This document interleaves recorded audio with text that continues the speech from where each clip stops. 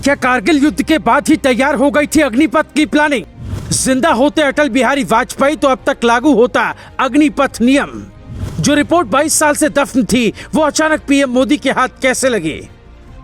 22 साल पहले एक कमेटी की रिपोर्ट आई थी। उस वक्त पीएम थे अटल बिहारी वाजपेयी। क्या उस रिपोर्ट में ही अग्निपथ का जिक्र किया गया था? भारत पाकिस्तान के युद्ध के बाद भारत के तत्कालीन प्रधानमंत्री अटल बिहारी वाजपेयी की सरकार में एक कमेटी बनी थी जिसका नाम था कारगिल रिव्यू कमेटी।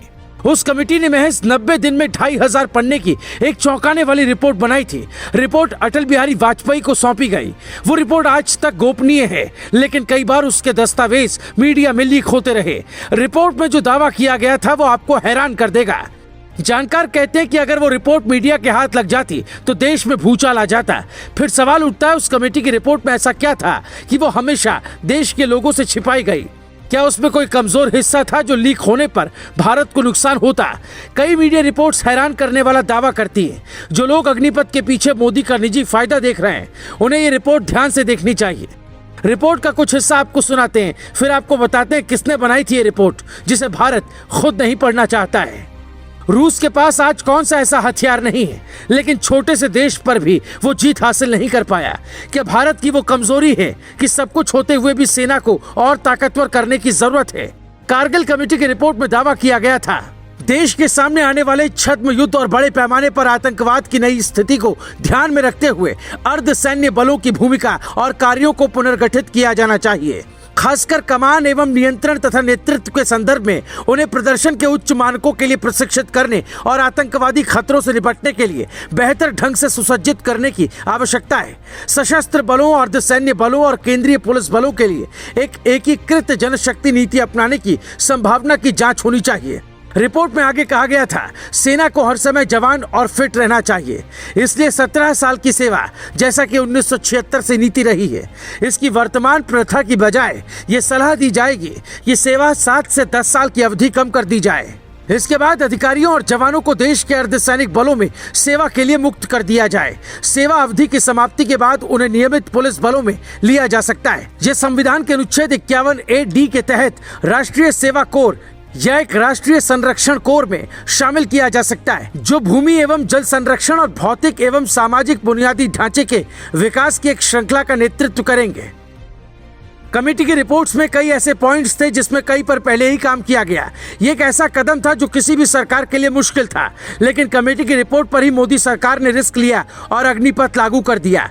कमेटी की रिपोर्ट में दावा किया गया था कि सेना में औसत उम्र कम की जाए। मतलब अगर अटल बिहारी वाजपेयी जिंदा होते और सत्ता में होते तो आज जो काम मोदी ने किया वो पहले ही हो जाता। सवाल इसलिए भी गंभीर है क्योंकि मोदी सरकार ने अंधेरे में तीर नहीं मारा होगा। किसी न किसी कमेटी की रिपोर्ट या रिसर्च को अग्निपथ का आधार बनाया गया होगा। आपको ये जानकर हैरानी होगी कि हर साल भारत का लद्दाख वाला हिस्सा बर्फबारी के दिनों में हिंदुस्तान से कट जाता है।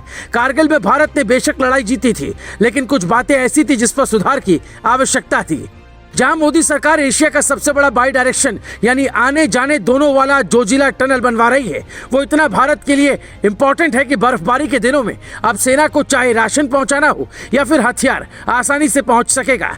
करगिल युद्ध के बाद इसकी जरूरत सबसे ज्यादा महसूस की गई थी, क्योंकि ठंड के दिनों में जब संपर्क कटता है बिना सुरंग के कुछ भी नहीं हो सकता।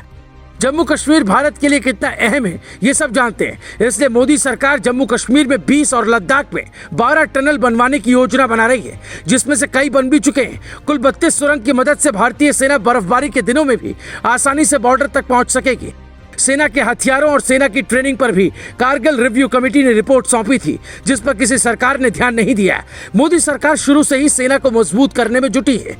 7 जनवरी 2000 में सरकार को सौंपी गई रिपोर्ट में सैलरी के बाद पेंशन पर बढ़ने वाले बोझ पर सवाल उठाया गया था और दावा किया गया था कि अगर इसे नहीं रोका गया तो रक्षा बजट दोगुना बढ़ाना होगा।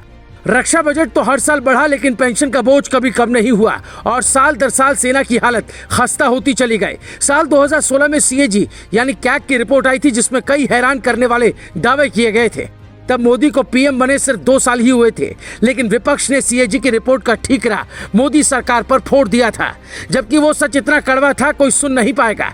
रिपोर्ट के मुताबिक अगर भारतीय सेना को लगातार 10 दिन युद्ध करना पड़ गया तो उसके पास पर्याप्त गोला बारूद नहीं है, जबकि भारत 2.5 मोर्चे पर युद्ध लड़ने की बात करता है। किसी भी देश की सेना के लिए सबसे ज्यादा जरूरी है कि वो कितनी ताकतवर है। सेना कितनी बड़ी है उससे ज्यादा जरूरी सवाल है ताकतवर कितनी है। सेना के भीतर क्या समस्या पर हमारे देश में बात नहीं की जा सकती है, लेकिन सच यह है कि कारगिल कमेटी की रिपोर्ट अगर देश को बता दी जाए तो सबके होश उड़ जाएंगे।